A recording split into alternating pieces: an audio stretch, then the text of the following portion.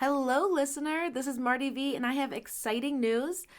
Romance Writers Therapy is now sponsored by Plotter.com. That's Plottr.com. And as you remember from our conversation with Troy Lambert, Plotter is a storyboarding software that makes moving around the pieces of your story in a really color-coded, lovely way, but also very intuitive to use the software. So if you haven't checked out Plotter.com, go do that. Thank you, Plotter, for sponsoring our adorable little podcast, and we're happy to bring you on board. Okay,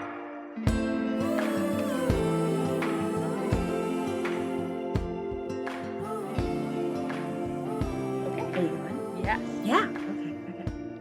Hello, and welcome to Romance Writers Therapy. I am Marty V, and today I am joined by Darcy Monroe. Hi. And hi, how are you? I'm well. How are you? I am well.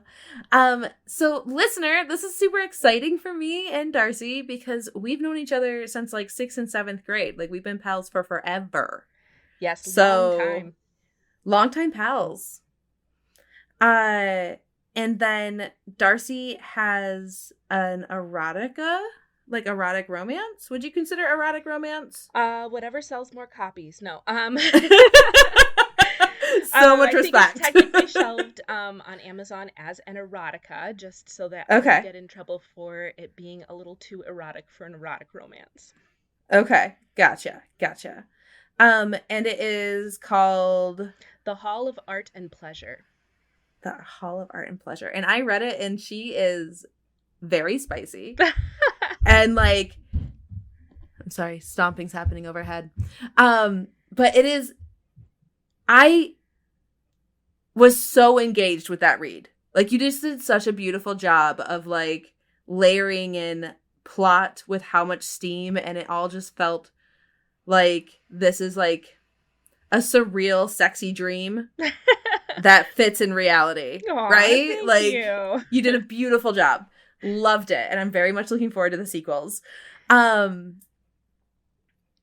do you want to tell people about yourself a bit, or do you want to just like chat for a minute? So Darcy Monroe is a pen name, but there's a reason it's a pen name. So yeah, exactly. So we can't talk too much, right?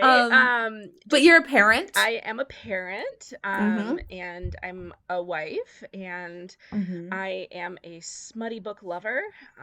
Yes, I just love reading romances and hanging out on the beach and thinking about things that would be absolutely ridiculous and then trying to make them plausible for a plot.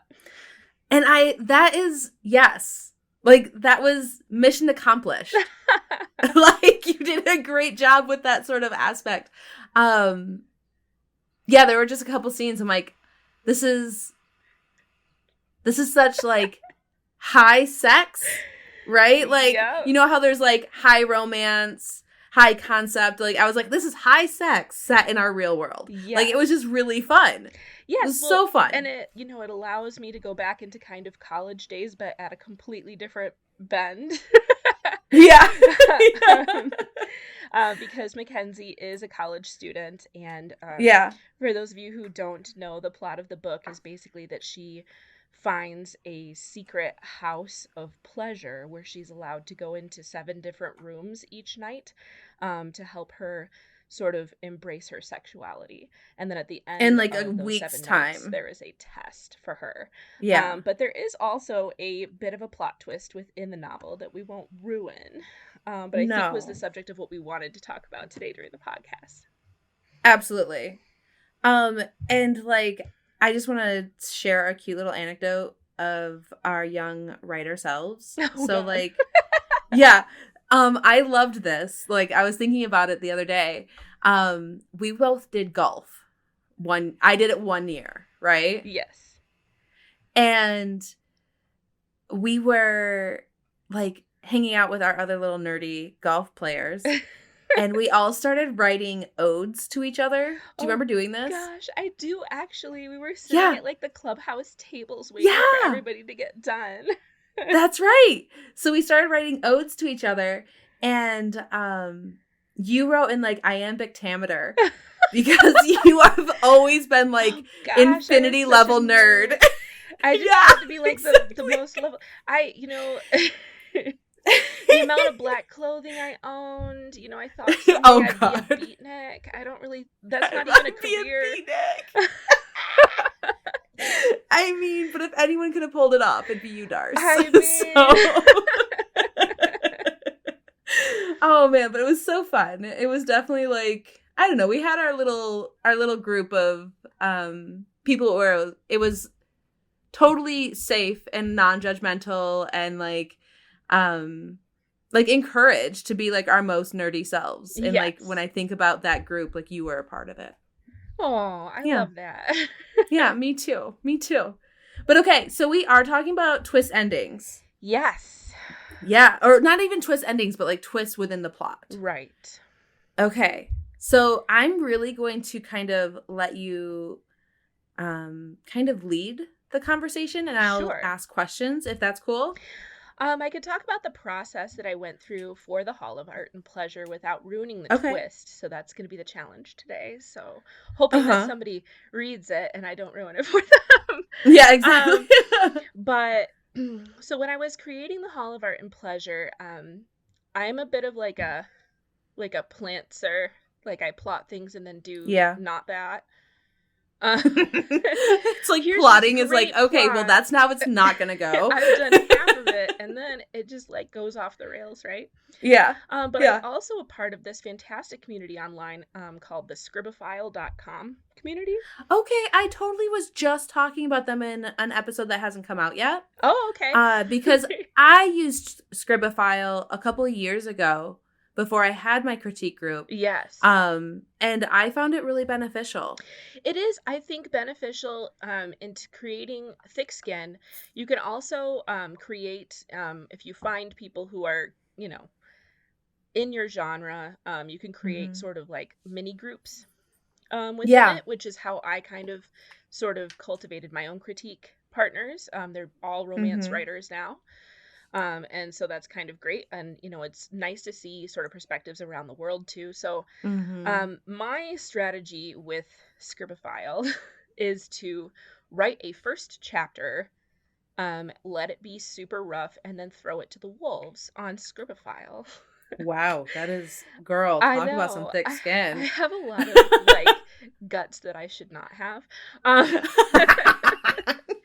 And so I did that, and I got so many differing perspectives on it that I was like, what if I didn't do any of these things people are telling me to? Because part of me is just like, nobody should know the ending of this yet. That bothers me. I don't want... So that just lines up so much with like you. like of like, this is the path that everyone's taking. This is the path. And then you're like, but that path is for everyone else, and I am not everyone else. You know what I mean? I don't think I'm special. I just am rebellious. You just aren't. You are. Yeah. You are 100% a rebel. Or at least I think I am, right? I mean, in certain aspects, without question. So in any case, I was like, I don't want anyone to be able to call this. So I went to the end of the book and wrote the twist scene. Ooh. So I went straight from chapter 1 all the way to the end of the book, wrote the twist scene, and I love writing angst. That's my favorite thing to write, man. I love the confrontations. I love that. Yes. It's my favorite and the big feelings. And like, you can just really be very like poetic about your language because we're all like, we're just so in our like feelings in our head and like all these things during angst. Yes. That, I mean, the words just flow from me. Nothing is as easy as angst. Agitated as you're writing, like you're one of the characters, right? And so I'm like, okay, so we've got to just get from this chapter 1 to the point where this is the most angsty, ridiculous thing I've ever written. So like, how do we get there plausibly? So then I wrote the rest of the novel and went through, and I know this is like kind of a weird process, but went through and tried to hide clues. Okay. Along the entire way so that when people got to the twist, they wouldn't feel cheated. Mm-hmm. Because Yeah, I think that's absolutely. a Love hard thing, that. because sometimes you read books and you're like, how is that the twist? You didn't give us Yeah. anything to indicate that. This is crap. So then Yeah. people feel cheated. But you can't give so many clues. Like I feel like at least 25% of the people who've read the book called it. Right? Okay. Okay. And that is okay with me. Like, I'm all right with Yeah. that, because That seems like a safe amount. That means that, yeah. like, you Even if it layered was enough, and maybe these 50%, people are, it's an yeah. erotica, so Well, it's and like okay. also like those readers might read more mystery and therefore be capable of seeing more red herrings and like stuff like that, right? Right. And I feel like there is definitely a cross section of people who read erotica and people who read like erotic mystery, or like Yeah, dark erotica that absolutely. has mysterious elements into it. Yeah. Or like dark romances, which is very big right now. Yeah, for sure. So Yeah, it totally yeah. is. So I was like, okay, so we're gonna make that happen. And then I had to throw like a couple of red herrings into, like, oh no, that's Mm-hmm. not it. You know what I mean? Like, that can't Mm-hmm. possibly be it. That would never happen, right? And so for me it was about planting that. So I always write what I feel like are the most important scenes of the book, and then I stitch them together, which I don't recommend. I do not Well, recommend. It is highly chaotic and requires tons of revision. But uh-huh. I think it worked out this time. Okay, so as somebody who is like 100% pantser, a lot of times I don't know what's going to happen like when I sit down to write until I have like the keys in front of me and I'm like, you just got to start doing something. Right? Yeah. So like to me, like your description of like getting to the ending and then going back, I'm like, oh yeah, that is so on par with how like my process is. Well, then that would work. Yay, right? I think that Yeah. people who are highly plotters would die a little Well, bit. yeah. I was just talking to a friend who like is highly plotter, and like she just was writing a book, was like 30 or more thousand words into it, realized it was wrong, went back to like fully new plotting, right? What? And like, yeah. And she's like, if the scene that I had already written worked in the plot, I took it, but if it did not, it got trashed. Right? Okay, well, I mean, that's she's so hard. hardcore. That's Yeah. hardcore. I say that's hardcore, but I have probably 3 or 4 erotica novels that I have written that I Mm-hmm. deemed trash once they were fully written, Yeah. and just live in Oh, the yeah. computer. So I mean, I think it's kind of the same type of thing. It's just like to different extents, right? well, and I think also like it's different in the sense that because I also have hundreds of thousands of words that will never see the light of day, right? Right. Um, but what's different about it to me, and like I've also like written in the wrong direction, realized 20,000 words in that it was the wrong direction, and gone back to where like the correction needed to happen, right? So like sometimes you just trash things. But what's different to me is that the words that I have written on books that will never see the light of day were all learning words, right? So Yes. to have a book that I intend to actually finish and then to go from like 30,000 words to 0, like, yeah, that's an ow, right? Like, that would hurt. They say kill your darlings. Oh, it's such an ow. And working with editors, they ask you to kill your darlings too. You feel like you've killed all your darlings, and then you work with an editor and they're like, not this, and I'm like, what? Why not that? So but it was my last darling. It was my darling. Well, and the great thing about the longer you write, the longer you work with critique partners, with beta readers, the more you sort of find your own voice. And so when it does come time for you to work with an editor, you can say, okay, I'll kill that darling, but wait a minute, here's the here's the hill I'm going to die on for this particular scene. And here's why. And I think more often than not, I mean, I've had the privilege to work with just really amazing editors. But I think more often than not, once you explain, here's why I will die on this hill, they're like, oh, is that what you meant to do? Oh, if that's what you meant to do, here's how we're going to tweak it so it works. Right? That's very cool. Yeah. So I think I like that a lot. That works. And also, my editor told me that, in the Hall of Art and Pleasure, it was a little too obvious. So I actually ended up pulling some clues that I had originally planted. She's like, okay, I don't think so, Darce. Like, not this one. This one just gives it right away. And I'm like, oh, okay, I will pull that then. Just kidding. So I think there's definitely value in working with people outside of yourself before you publish.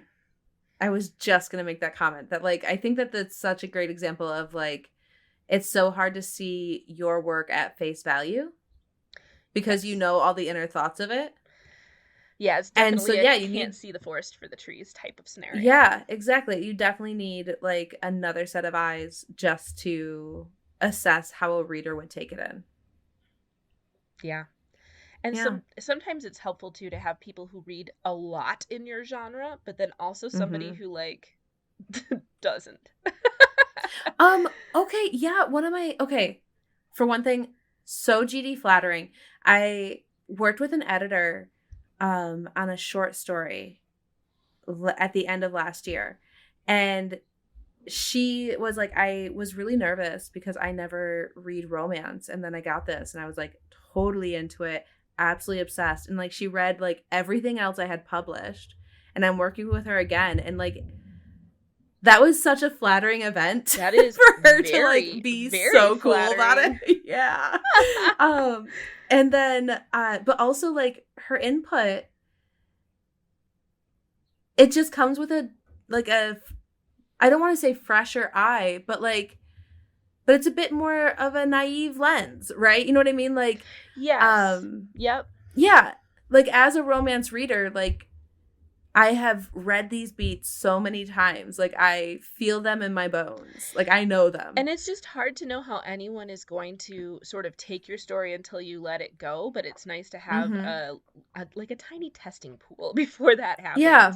It's hilarious enough that some of the people who read The Hall of Art and Pleasure, they're like, 2, maybe 3 chili peppers. I'm like, are you serious? It's like the entire book is sex. We're building up to it. And then other people are like, oh my gosh, this is too spicy for me. I wish that there was a warning. And I'm like, it's erotica. Okay. So what's really interesting to me about this whole chili pepper thing is I think so often instead of chili peppers, people are associating it to kink. Yes. Right? Okay. So if like, that is the case, then probably The Hall of Art and Pleasure is a solid 3. Because it is the first of a series of 3 books.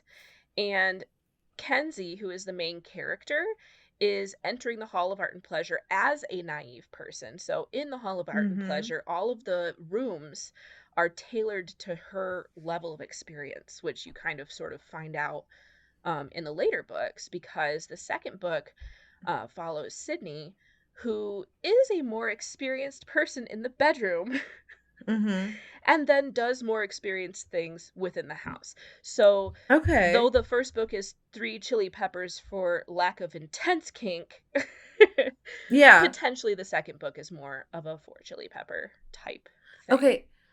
But, like, here's my argument about this chili pepper thing, right? And I've made it on the pod before, so I'm sorry, listener, if you have experienced my theory. But I think we have to have, like, the 5 chili pepper scale for heat, but then, like, a 5 handcuff scale for kink, right? Like there has to be a different indicator. So right? 5 chili peppers for amount of sex, and then or level of intensity of sex. See, that's the exactly. thing too. That's actually what it would be to me. Someone was telling me that how they would give ACOTAR 4 chili peppers, and I'm like A Court of Thorns and Roses by Sarah J. Maas. I have. Yes. Oh yeah, I knew exactly what you're talking about, but I've only read the first one. Well, but like in the first one, there's only like what, 1 or 2 scenes. There's like not even, they're like it's not even there though. Very end. Right. Yeah. And so but like the rest of it it's very euphemistic. But there's a whole lot of I'm in mortal danger happening there. So in comparison with an erotica, like, should that be labeled in the same category? I think that the fantasy romance is built, I could be wrong, but the fantasy romance that I have read is built more on the tension than it is on the actual act of sex. I would say that one is for sure. Right, that one for sure. But I also think, like, I don't know, I've read... But, like, I mean, would you consider, like, monster romance to be fantasy romance? Because, like, I mean, at this point, like, fantasy romance or paranormal romance is such a broad genre. Where do we draw the line, too? I mean, they've got all kinds of crazy stuff coming out. I'm going to admit freely that I've read the first 13 books of that Blue Alien series, okay? I mean, admit it freely, girl. Admit it freely. Let that blue alien fly. Blue Alien series. I think a lot of us pick it up as a joke, but it is such easy reading and really great smut. Yeah. I actually, and again, I'm like sometimes I'm the worst, because like if everybody else is doing it, I tend to be like, well, maybe I'll do it, maybe I won't. So I actually have not picked up any of those. Everyone around me has like dove headfirst into them, like and like not even intentional diving. They just opened the book and then all of a sudden they were in it. The first 5. Wow, that's kind of horrifying.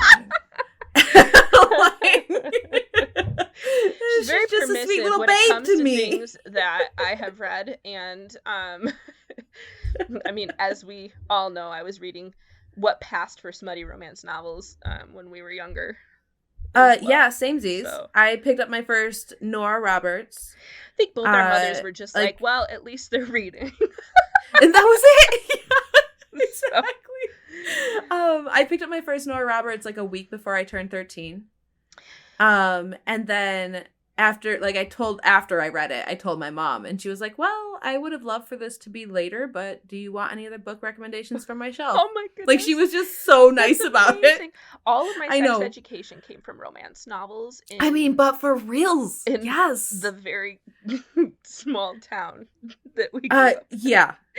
So I was like, I knew so much about so much very young. Well, I knew a very romance explanation of so much. Right. And then, like you said, at the time, it was still a lot of, like, even the smut was euphemistic. Right? Like, even the smut intended for grown women was euphemistic. Very explicit. Yeah. When you read books today, those were not openly available to us. I think even the Harlequins were fade to black 50% of the time. Well, I did get into Laurie Foster within, 6 months of that first read. And, like, I distinctly remember, like, a virgin bondage fantasy being played out. I had a huge thing for Jude Devereaux. Oh, nice. She wrote, back then, she does more, stuff now that's closer to modern day, but back then it was mostly historical romance, so I had, knight in shining armor fantasies, and, I don't even know. I wanted to be a traveling opera singer in a covered wagon for a hot second. Oh my gosh. In a covered wagon. I love wagon. I love that reality. Like, what that would mean now on the expressway. Like, truly terrifying. I just think, to be perfectly honest, it was all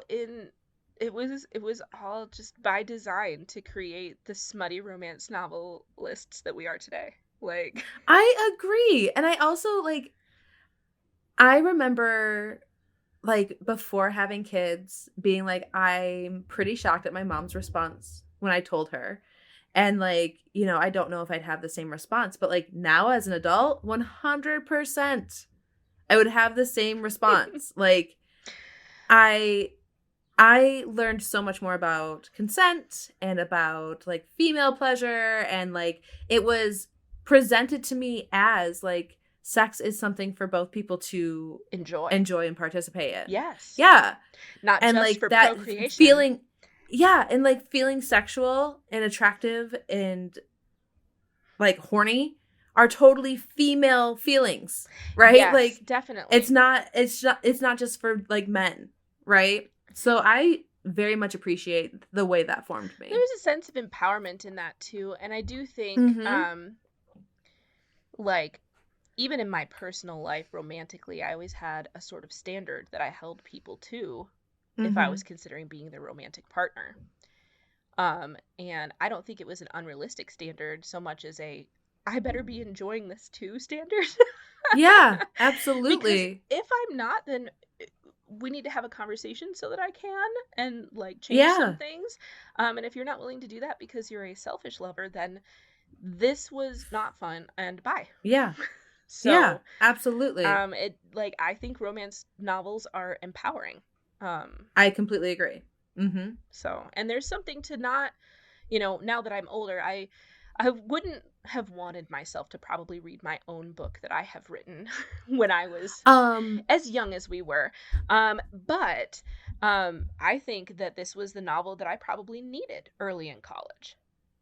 Yeah, so, I can see that. Writing for my young college self almost is just like a very and I think Kenzie's story, I don't know how other people feel when they read it, but I think Kenzie's story is empowering. I agree. And I don't ever want to write anything that's not.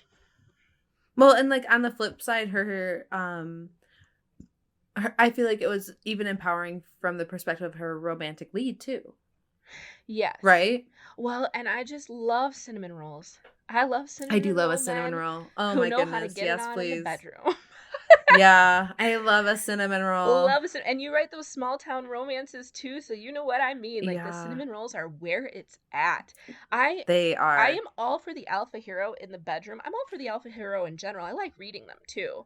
But when I write, I just want to write like the most thoughtful, respectful man who can handle boundaries, you know what I mean? And then absolutely, just like turn into a freak behind closed doors, because wasn't that always like what people used to say about women when we were younger too, is like a lady in the streets freak in the sheets. I'm like, well, that's what I've written into men in my romance novels.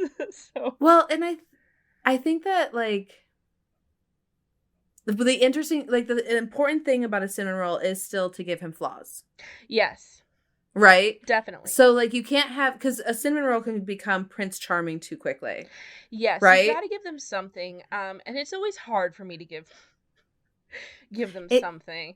And poor Tristan in that novel, I gave him something that was very hard for Kenzie to get over, but I can't reveal it because it is part of the twist, which I know you've read. Yeah. But it's just kind of like, oh, that's cringe. How are you guys gonna get past that one? It was definitely like, oh, these are really good stakes. Like, I'm interested to see like where we follow through here. The resolution is always the hardest part for me to write, because I always feel like I write myself into a corner in all of my books. And then I'm like, is this too much conflict? Have I screwed them up too much to be able to get back together? I'm not sure. I will figure it out. The resolution for me tends to be something that like I have to weave in the foundation after the fact, right? So like the conflict can be too big or feel really big, but like there's been essentially like the seeds for the wake up have been weaved in already. Right.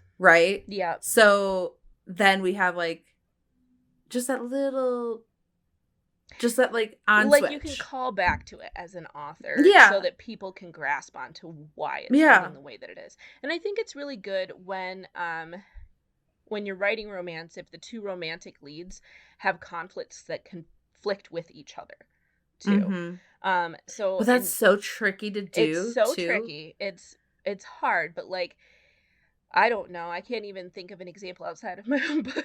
I'm just blanking. I know. I'm trying to think of an example too. You've Got Mail is a really old reference, right? But both of their conflicts jam together, right? Like, even if they had their own stories, their conflicts would be at odds with each other, right? Do you know how much I hate that movie? I can't stand that movie. I have hated that movie my entire life. It's a great example for a lot of writing things. It is. But I don't actually enjoy watching it. Because he figured out her identity too soon. Also, and continued to gaslight her. Yes, thank you. And later in the movie, it's like, well, that's how it is. My big shot wins, you lose. Yeah. Dude, so messed up. I'm like, okay. This is traumatic for me as a viewer. I can't imagine being in it.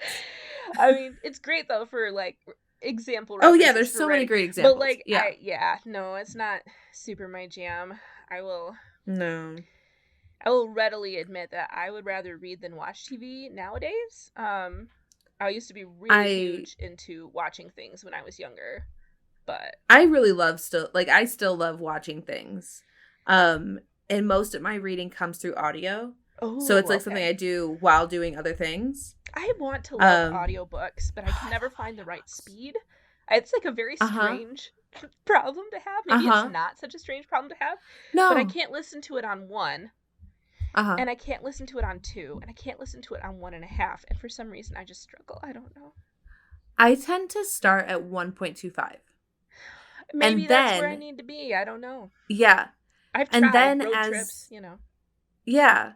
As I'm into the book and I'm getting to the tail end, if I'm like, I just want to, like, I'm not that engaged, but I still want to know the resolution, I kick it up to 1.5 or 1.3, right?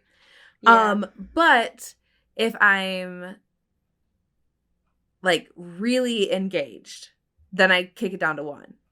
Like, I just recently did that with Legendborn by Tracy Deonn. Okay, that's on my side table right now. I'm like staring at it and haven't read it yet. My god, Darcy, read that book. I am obsessed. I have like 72 books, and you know I got a copy of the fourth wing. It's like sold out everywhere. I don't want your excuses. There are a few. I haven't read From Luke-Off with Love yet. I haven't read Icebreaker. I loved that one. I haven't read Icebreaker yet, but it is like, it's literally one of my they're all, I'm like literally reading them off of my side stand right now. I have not read Things We Never Got Over. I have not read that one either. I just started Book Lovers, and I am such an Emily Henry fan. Oh, Emily Henry, she's such a great writer. Her. It's not exactly my style that I jive with. I read People We Meet on obsessed Vacation. With her. That was not my favorite from her. I really loved Beach Read, and then I went into some of her YA work. I read, was she the one? Uh-oh, I'm going to screw this up. Did she read? Okay. Is she Fix Her Up, or is that Tessa Bailey? That's Tessa Bailey. Yes, that's Tessa Bailey. Okay, just kidding. And that was a really fun one. That was a good one. Yeah. But also the steam in that one was delish. Style. Let me tell you, if you like, here we go. Here's like a plug for me. All right? If you enjoy Off the Clock by Ronnie Lauren, you would enjoy. I've not read it. Oh, you need to. It's so deliciously smutty. Okay. You've got to read this. If you enjoy that, or if you enjoy, there's like a book called Secret, but it's like S.E.C.R.E.T, right? There's a book called Secret, and it is like it's not exactly like my book, but it's like, I read it actually right after I wrote my book, and I was like, wow, there are a lot of similarities here. Oh, wow, really? You ever do that? You read another book and you're like, oh, this is like adjacent to what I've just read, like written. You know? I honestly have not had that happen. Yeah. Well, like, I think erotica too kind of lends itself to, like, there are certain things that a lot of people and I think that I can see similarities based on, like, tropes I used and, like, stuff like that. And, like, I can see similarities in the sense that, like, it very much sits in romance, right? Yes. Yeah. But I haven't seen anything that I'm like, that wow, that was a lot like mine. Yeah. But at the same rate, like you said, like erotica. Well, I think there's definitely just like a trope of sex houses, right? That's very interesting. That run through, like, Ronnie Lauren does like a BDSM house type trope in some of her books. Okay. And it is hot. I'm not gonna lie. And then Secret was kind of like about women empowerment through sexual experiences, actually. Oh, I love. But it was interesting. It's just like, that one's a hard one to describe, but definitely like worth picking up. Okay. I know I recommended it to a couple other people, and they're like, "Oh, I liked yours, but I didn't like hers," or "I like hers way more than yours." Okay. And I'm like, that sounds about right for, like, if I had to create a comp title, it probably would have been that. You know what I mean? Yeah. Yeah. So that's about right. And then, like, I'm never offended by anything, so I'm like, all right, yeah, cool. I'm glad you found a book you like. So, but yeah, I just, Erotica was not something that I ever thought that I would write. I did it like on a literal whim. That surprises me, honestly. I was like, well, I think I thought I'm going to write like a Harlequin, like not erotica, right?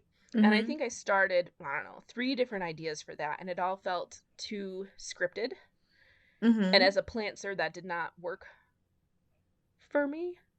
And then I read some, like, I went down the TikTok hole, right?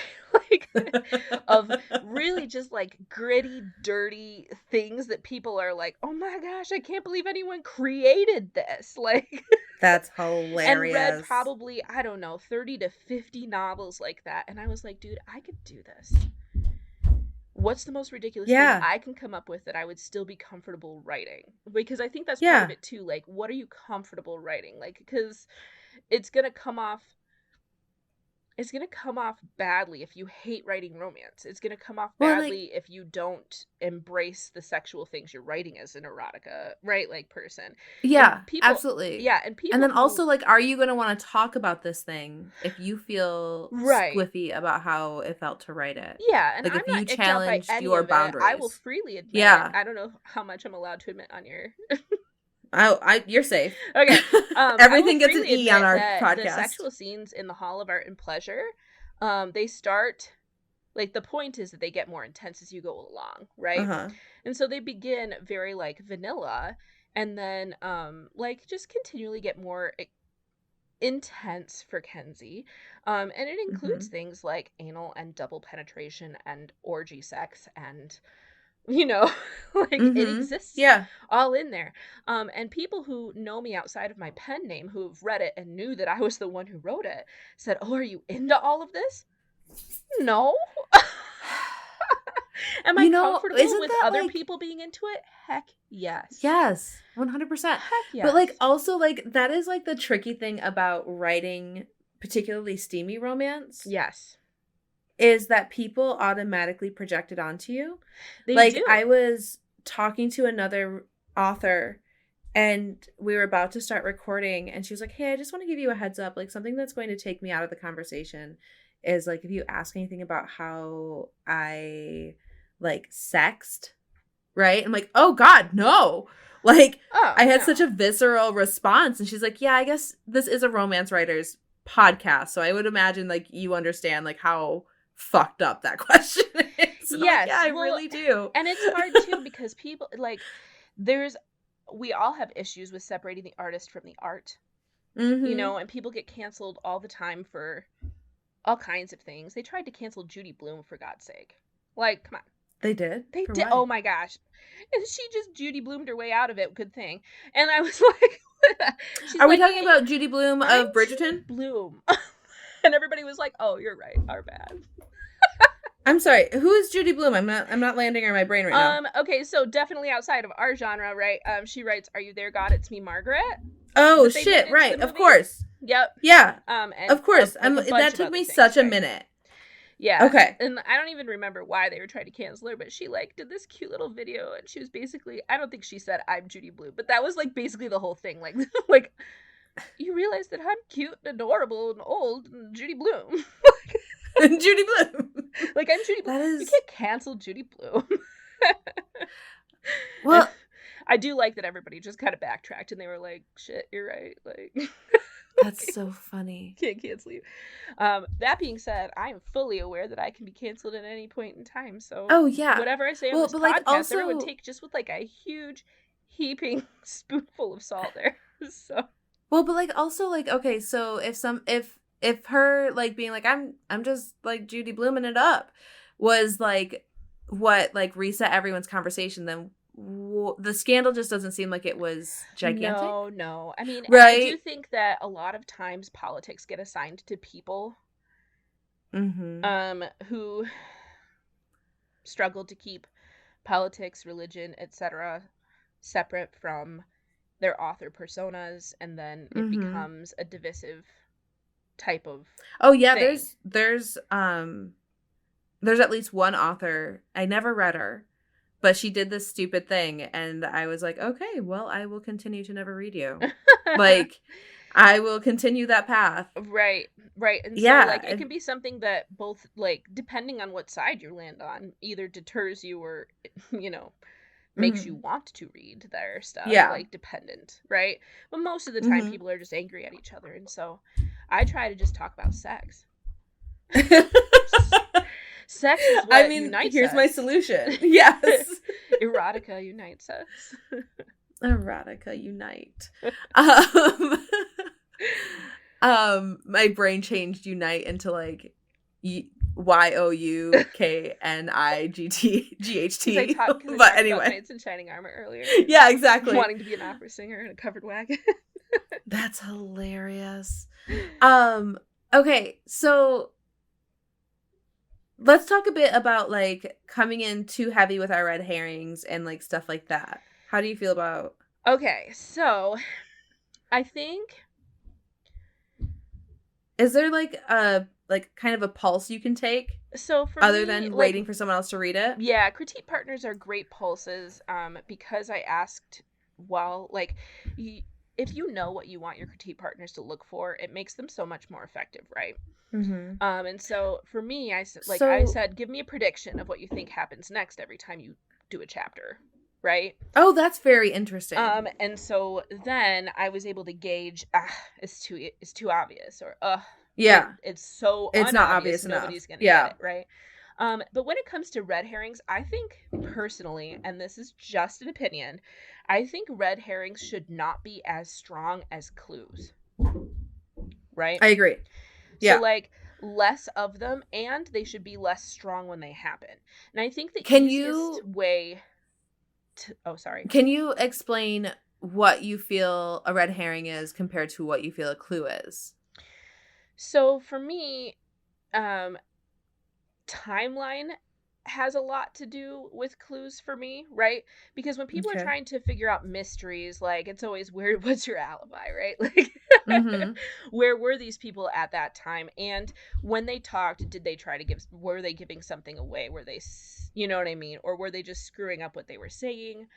Who looks guilty? Like, what, that type of thing, right? And so for me, timelines were a big deal in the Hall of Art and Pleasure, because if you knew where the characters were at all times, then there wouldn't have been a mystery.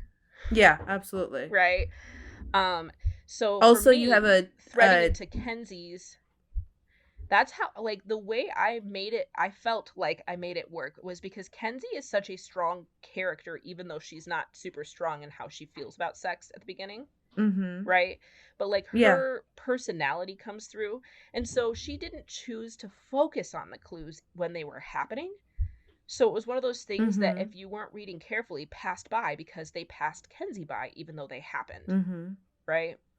And then she centered, I think, on like one red herring, but I didn't want it to be like super strong, so I like backed it way off and allowed the other characters to notice that it was a red herring, but she wasn't paying attention to them. Okay. So it was kind of like the close reader would have gotten it. Or the close reader, when they got to the twist, would have been like, oh, that's why. Right? Because that's the reaction you want, I think, when you get to the twist, is either the, I knew it, or I thought that might have been it, or you want the, I did not know that was coming, but damn, that makes sense. But I accept it. I accept it because, like, the author worked for it, right? Yeah. As opposed to, oh, hey, it was this guy you met, yeah, in the prologue, right? Who hasn't been in the entire novel. He's the murderer type thing. Oh, there's no murderer, by the way, in the Hall of Art and Pleasure. I was just... There is no murder. I'm like, there was a murder? There's no murder. I don't remember that. To be perfectly honest, that dark cover belies the amount of fluff within, I feel like. But I liked the cover. It felt simplistic to me. I do like the cover. So. Okay. So we were talking about like taking the pulse, and something that you said was that you asked your like critique partners to like note what they thought was going to happen next. Yes. Right? And I think that's really interesting, because what I have done in the past is like Like, instead of asking questions up front, like, I'll be like, when you're done, I have 2 questions I'd like to ask you, because I don't want to, like, shape how you read this, right? And that has worked for me as well. Yeah, for me too. Like, I wrote the questions at the end for my critique partners, so they didn't. About 50% of the time with my critique partners, they know I'm chaotic, right? So half the time I don't give them any guidance, and I just say, give me usually any reactions you have, right? Like, what worked, what didn't work. And then I have like a handful of critique partners who are like literally pulling apart my grammar. And the other half of the critique partners are like idea partners, right? Yes, I agree. I have, it's an interesting split, isn't it? Because I don't tend to see that those 2 groups overlap much. Well, it's interesting too, because I believe that anybody can be either, right? Like, if you're really I could not be reading, a grammar. Oh, no, I'm just saying, like, if you read all the time, though, like, grammar, you know, you can notice when other people's is off, not your own. No. Never notice your own. I never trust myself, even when I'm looking at other things. Oh, really? Never, ever trust myself. So it is truly terrifying to me when people are like, hey, does this comma go here? I'm like, I don't know. Like, maybe commas are weird. There are a lot of comma rules. There are there's so many. But I mean, nobody really, like, I don't ask for anything specifically, but I did find that one of my critique partners was doing like line by line edits, but they were doing them wrong. Okay. Which is like not a nice thing to say.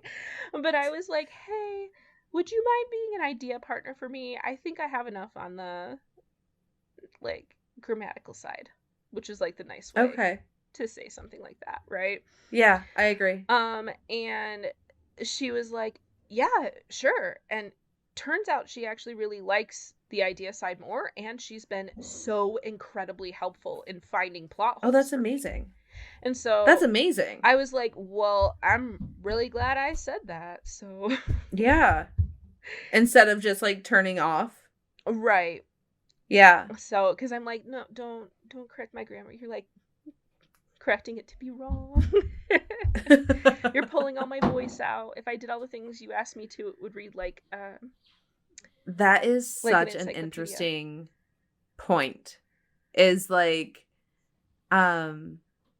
there's that whole thing of like, know the rules so you know how to break them. Yes, right? For sure. And so much of your voice does come through in like the comma choices you make and like stuff like that.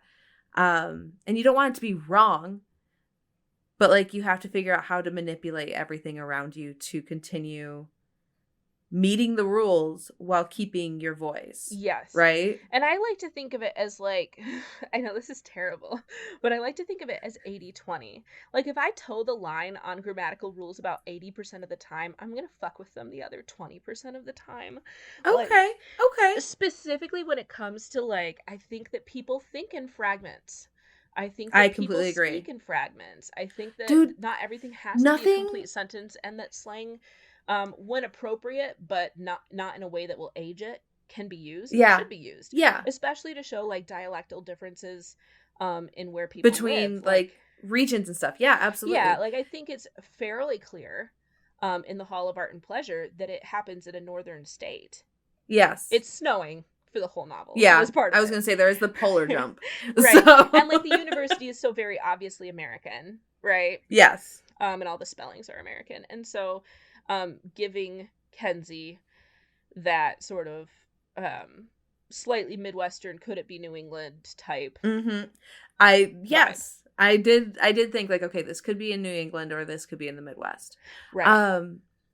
But something that drives me nuts is like when I'm writing dialogue and like I'll skip a word because like we don't say it.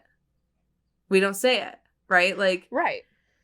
Like we skip words all the time when we speak, right? Yes. And like people correct it back in and I'm like, God damn it, I don't want it there, but like no. Fine. The cool thing about being an indie author is even though you employ somebody as your editor, you get final say.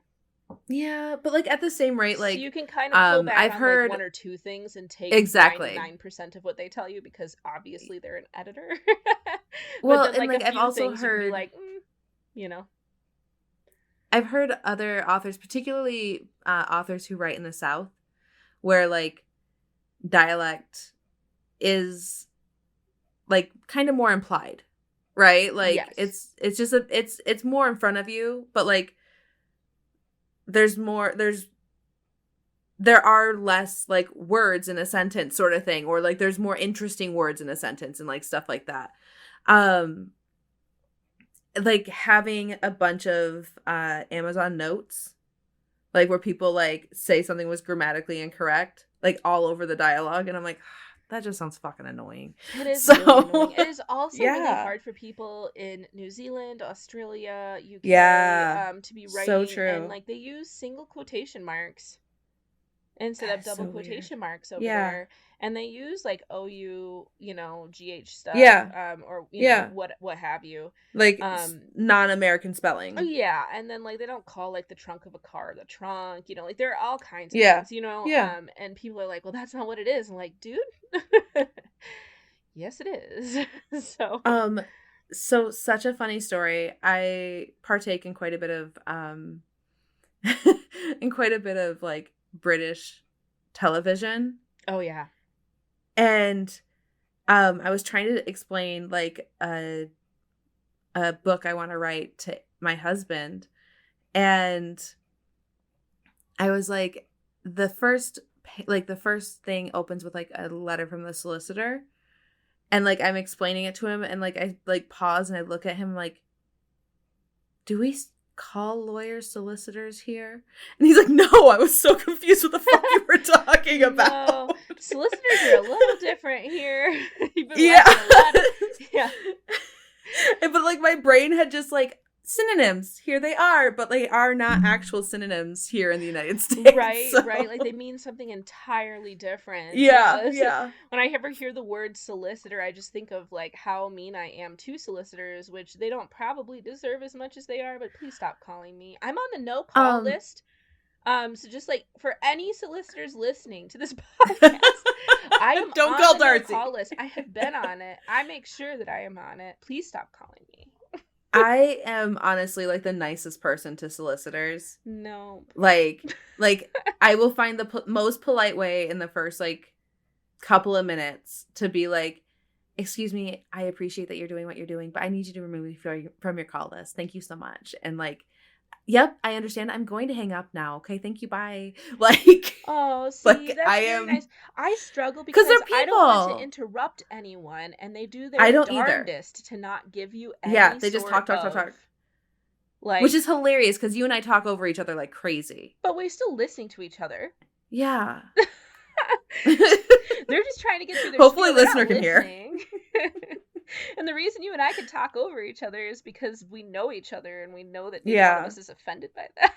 Yeah. Oh my gosh. But I feel so bad when I talk over people like because I just do in life. And then I realize like, oh shit, that's like a rude thing to do to people. Yeah, I've had to train myself out of Yeah. it for certain people in my life It's for sure. I have had to work really hard to like not do that with just any human. I Yeah. I just think it's hard because both your family and my family, that is what we did. Yeah. That's how you Yeah, you just got it across. well, So, and like it's not even like it like it's just the way we communicate in general. Like we tell stories like, oh right, I have to tell you this, but keep on going. Right? So like our conversations are in like so many different branches, and we just keep on jumping and jumping from yes. branch to Well, branch, and I just right? think of it as like when you talk to somebody who is also an interrupter, I actually like feel relief. I do too. And it feels like our conversation braids together. Yeah. Instead of having Yeah, these that's a like lovely way to gaps. put it. Yeah. Yeah. So, Okay. So, any other like thoughts on you can talk about story structure in general if you'd like, or twists and like all of that. Any other thoughts you want to share there? um no, I think that everyone has their own process, and I don't think anybody's process is necessarily wrong. I just think the more that you write, if that is something that you're interested in doing, you will find your way there. I know that people have Mhm. been very successful with doing highly complex plots in order to get people there. And I also think it sort of depends on the twist that you're writing too. My twist was kind of simplistic when it came down to it. Yeah. So it didn't require probably as much back thought as like a literary thriller would, right? Yes.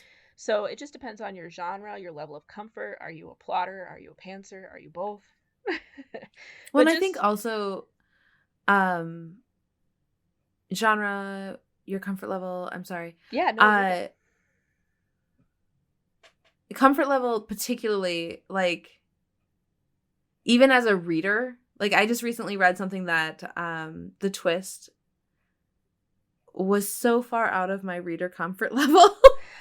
And it was not a romance. You gotta feel like you earned it as a reader too. And if the reader doesn't feel like they earned the twist, then they kind of just feel cheated. And I think that's probably the thing is like about writing twists. I think she layered in like all the red herrings there and everything else, but like every time I was like, no, I don't want to accept this.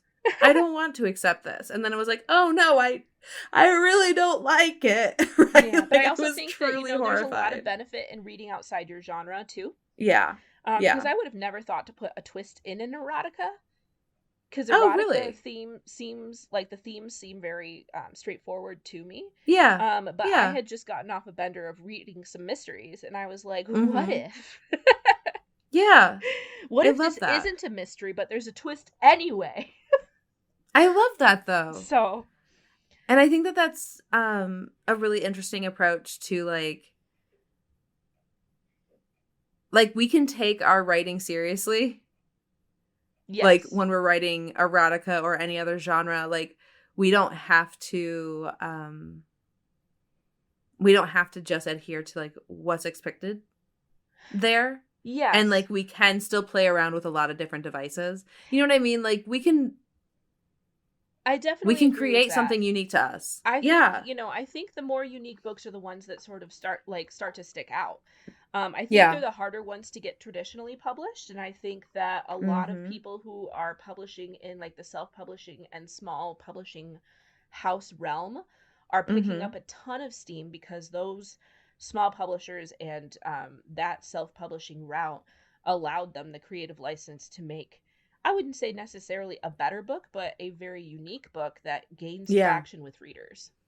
Yeah. Well, I think also movement is so much more fast. Yes. More faster. It is. Well, and also like you can react to your own marketing a lot faster and know whether or not it works. And there's make changes. Yeah. Like if you're like, oh wow, this is the word that keeps on getting used in reviews, like maybe I need to not be so obvious about my red herring. Maybe I need to lay it down better. You know, like you can literally change the book after it's been published. Yes. So, yeah, and I love that too, and a lot of small publishing houses do that as well. Just sort of keep that door open. I don't want to speak for any of them. Yeah. Just from what I've heard of other romance authors. But, I'm not saying all of them do. But wherever your book finds a home, as long as it's a book that you feel proud of, whatever your process is, I would read it. Well, and then also, I think it's really interesting. Personally, I'm dealing with, like, I am such a supporter of indie publishing, right? Yes. Like, I don't want to do anything different with the books that, like, I have plans for. There is a book in particular that I'm like, well, maybe I will, like, seek out representation on that one, right? Like, maybe I'm not closing the door on it, right? Yes. But like also I feel so strange like reaching out to people to like do signings and stuff like that because I'm like, well, I just put it out there myself.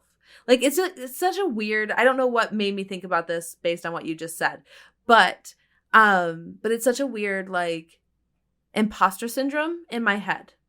Yes. Okay. Right? So the way to get, as a person who writes under a a pen name, I'm a little more limited in person events.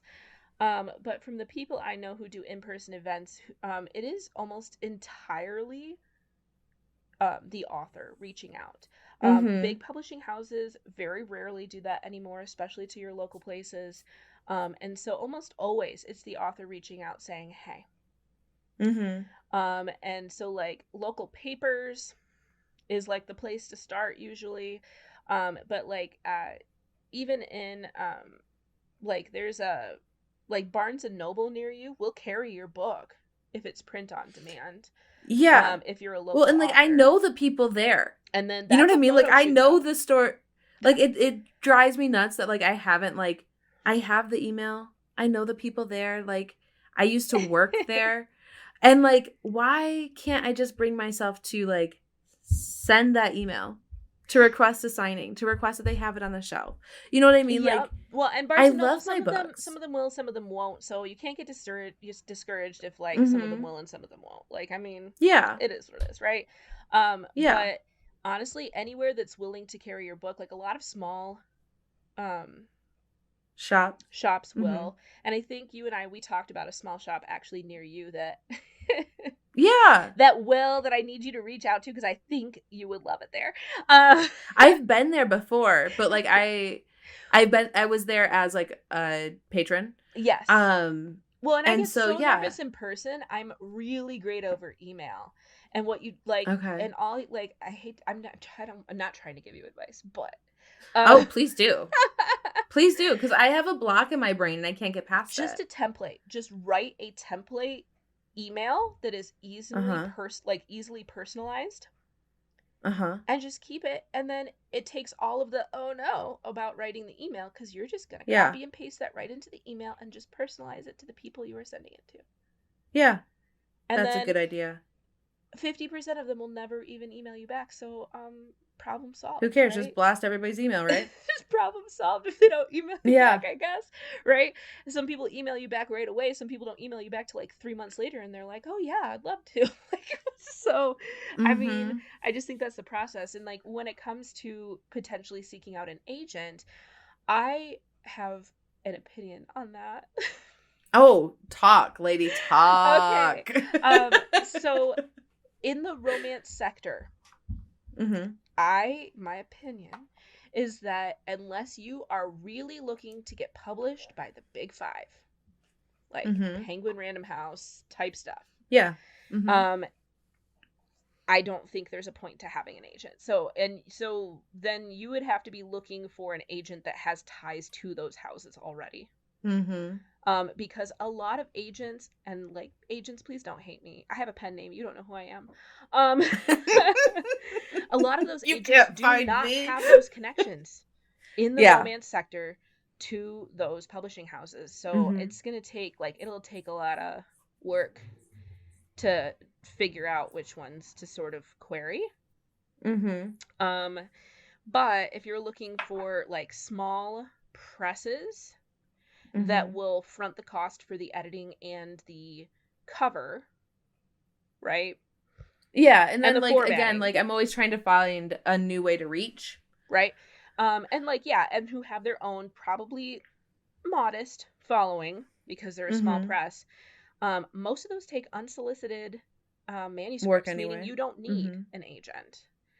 But I think in romance specifically, you'll have a higher profit margin if money is your goal by just self-publishing. And that is a personal opinion that has been formed by a lot of research. So. And like that's been one of the main reasons why I love being indie is like the profit margins in this direction. The visibility is less than being with the top 5 publishing houses in the United States. Obviously, but like that doesn't necessarily mean like visibility doesn't necessarily mean that you earn back your advance with them either. Like correct. Yeah. So and then you're sitting for like 2 years before you can even talk about it. Yeah. That sucks. It's a long time. Well, that's why people write a lot of books, in the meantime, too. Especially if you're a series writer, you can have like the next 2 books on deck by the time that first one publishes. But then you have to be in it for the long haul. I mean, maybe not something you really necessarily want to be down for in your late 80s, but yeah. so time consuming. Yeah, writing is time consuming. Yeah. Well, and then like talking about advances, talking about the big five. Fuck, it's gone. Sorry. It's okay. It's okay. It's just gone though. She just poofed. She just went out. Yeah. But yeah, no, I like to research a lot on, what different things are happening out there. But like I say that, but I am just absolutely terrible at marketing. I am still learning. See, I don't think you're terrible at marketing at all. For Darcy, I mean, Darcy definitely feels more like I put it out there and we're going to let her do what she needs to do. Yes. So, but like, I mean, there's only so much time in a day. True. And, right. Like, full-time job, kids. Full-time job, family. Yeah. And like, you also want time to do the writing. Yes. And that's the hardest thing too, is like once you have books out in the world, and I'm sure you can corroborate this, is that it becomes a balance of how much time am I spending writing versus how much time am I spending attempting to market this, and what ways my marketing 100% are actually worth my time, because some of the marketing that I'm doing is super time consuming but has very little yield. So how can I maximize that time? But then that requires further research, which is still eating into my writing time. So yeah. Well, and like that's one of the reasons why I feel that I do a poor job with marketing, but like I also don't want to make a different choice in that regard, because like I just want more of a backlist. Like I just want more books out there. The backlist is so important. So I think putting out quality work in a time frame that works for you, but then creating a backlist of work that is sort of branded to what it is that you want to write. Like, I mean, if you're writing in like 12 different genres, it probably does not behoove you. The backlist isn't serving itself. Yeah, the backlist isn't going to work for you the same way. I'm not saying that you can't do it, but I heard this metric, and like I don't know how accurate it is, but I heard this metric that like you really don't see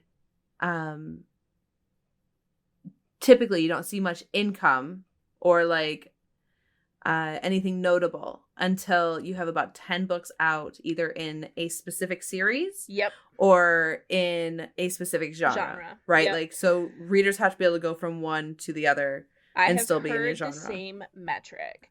I've also heard, maybe I shouldn't say it on the podcast, but the way to game the system. Okay.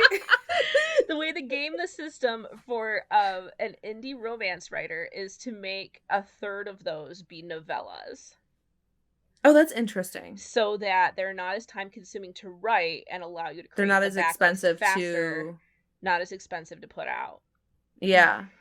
So, which is actually like what I started with. That's why I did Truth or Dare. Yep. Was I wanted a novella series. And then I put it on the back burner.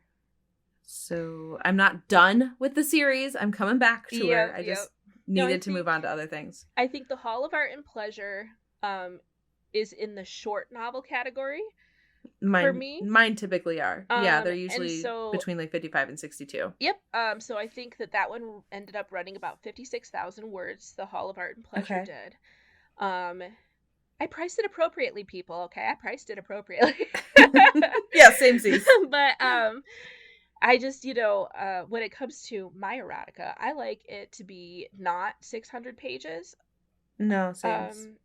And yeah, and I like it to be like sex heavy, but also plot heavy at the same time, which is hard to do. I really appreciated how much plot you had in this story. I also appreciated how variant the sexual experiences were. Because a lot of times I feel like I've already seen how these two people have sex. Right? Like I've already seen how they use their toys and it's no longer exciting. Yeah. Right? Like, so like there was a great intensification. I don't know. I'm just going to rely on words being whatever I want them to be right now. Just be a descriptivist. It's good. Yeah. And then like But yeah, it just all built really well. And like the intensity of her own emotions and her own discovery was just really following a great through line with those experiences. Yeah. She becomes a little reckless. Mm-hmm. And like can't sort of like separate it. Mm-hmm. Like can't separate being reckless in sex with being reckless in real life. Yeah. And then at the same time falling for the boy down the hall.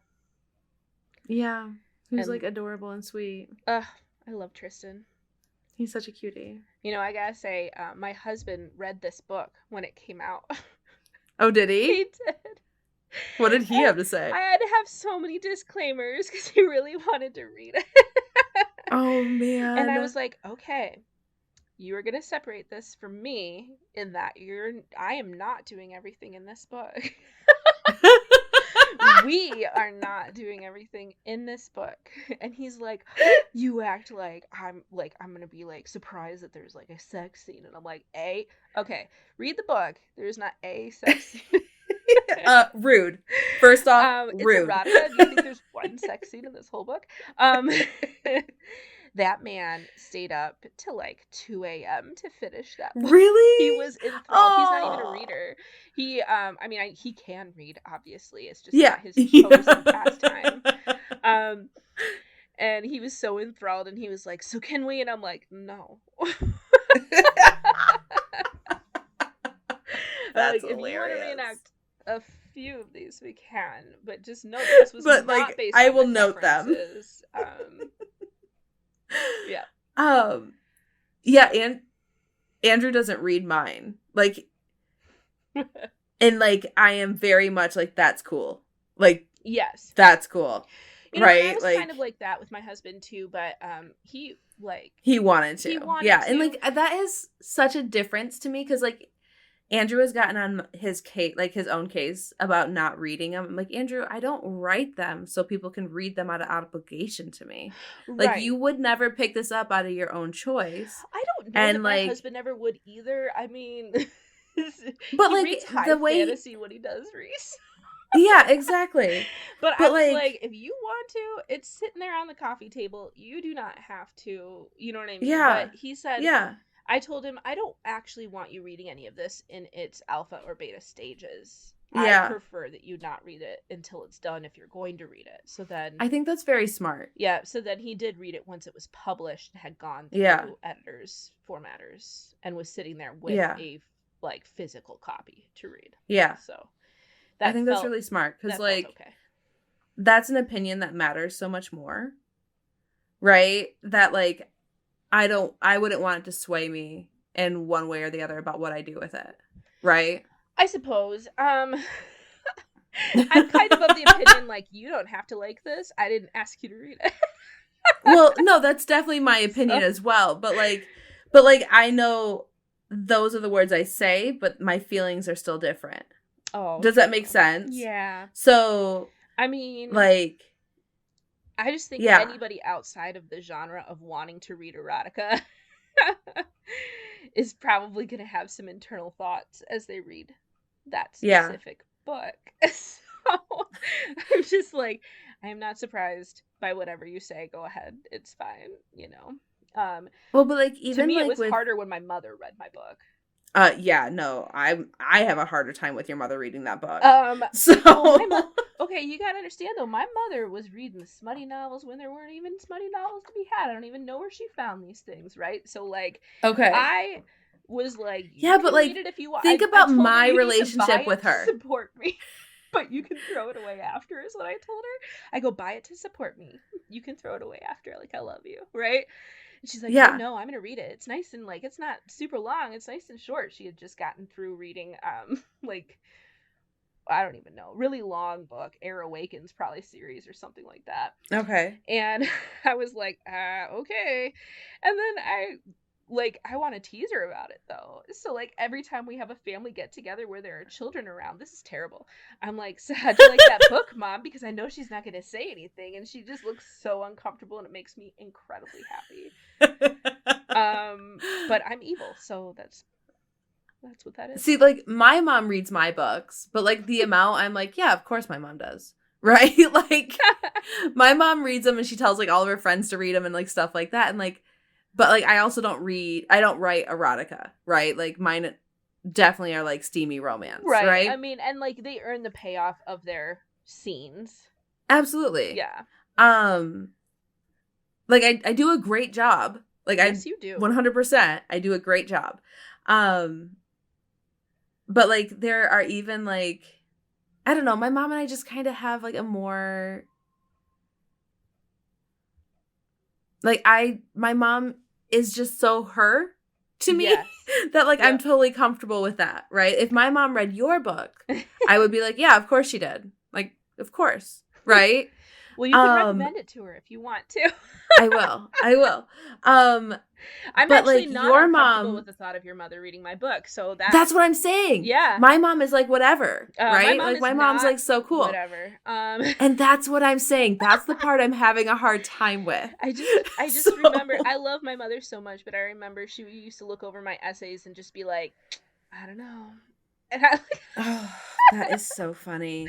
Like, that is so not my mom. What don't you know? Can you give me a hint? Can you blink twice if it's grammar? Blink 3 times if it's just a bad concept, because she didn't want to, like, screw me up, you know? But she did put the seed of doubt in. So. I mean, I think a lot of it was imagined by me, to be perfectly honest. Yeah. Because I had just, like, the most intense, like, imaginary scape of how horrible my middle school and high school years were. Yeah. Like, I'm not even entirely sure they were as bad as I remember them being, because it doesn't seem humanly possible. I mean, from my perspective, it was normal, like, yeah, it was normal high school, middle school stuff. But, like, at the same rate, I wasn't in every single moment of your day either. Right. We were in different grades, too. So yeah, that was a thing, right? Yeah. But, I mean, we were off. But shoot, like, I didn't feel great about mine either. I mean, did we survive? How much of us is lost? I think like, we turned our trauma into romance books, and we did. For that, I feel congratulations. Like it's a success. So it is. We will take it. So, Darcy, do you want to tell people where they can find you? Yes. So I can be found on like a lot of places, actually. But I have a website, and it's just like Darcy Monroe author at gmail.com if you want to email me. I'm on Twitter as Darcy Monroe XXX because I thought it was funny, but now I'm thinking maybe it wasn't funny. Oh no, you didn't. I did. People are like, people are showing up for pictures of feet. I'm not posting porn. I just write it. And like, I think it's hilarious. I'm on TikTok, but of course not my face, right? And, you know, just like a lot of places, but more importantly, you can find my book at Amazon. It's called The Hall of Art and Pleasure, and you can find it on barnesandnoble.com as well. Sweeto. So listener, I am Marty V, author at TikTok and Instagram. You can go to martyv.com to, like, look at my website and sign up for my newsletter. And yeah. Well, thanks for having me. Thank you for being here. It was a pleasure. You're awesome. It's always so nice to chat with you. It's good to talk to you too. All right. Bye, listener. Bye. Bye.